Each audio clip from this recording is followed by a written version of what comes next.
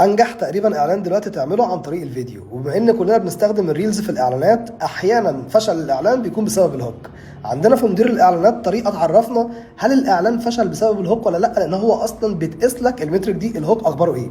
كل اللي انت هتعمله هتعلم على الكامبين اللي انت عايزها وتدوس على كلمه فيو تشارت. اول ما تدوس تنزل تختار الاد.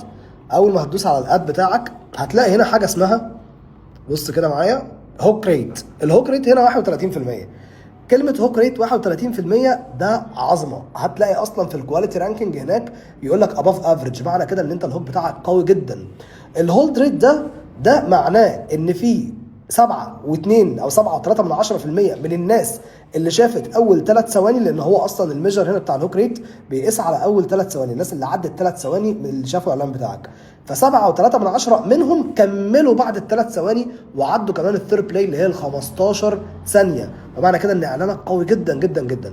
الادوات دي بتعرفك النهارده اسباب فشل اعلانك من نجاح، ولازم تهتم بيها جدا. والفتره الجايه كمان هبدا اقول لك ازاي تعرف كل مجموعه جمهور قعدوا على الفيديو بتاعك قد ايه بالظبط، سواء كان نص دقيقه سواء كان دقيقه، برده من التقارير. ابعت الفيديو ده لاي حد بيعمل اعلانات مموله، واستنوا تقارير اكتر الفتره الجايه.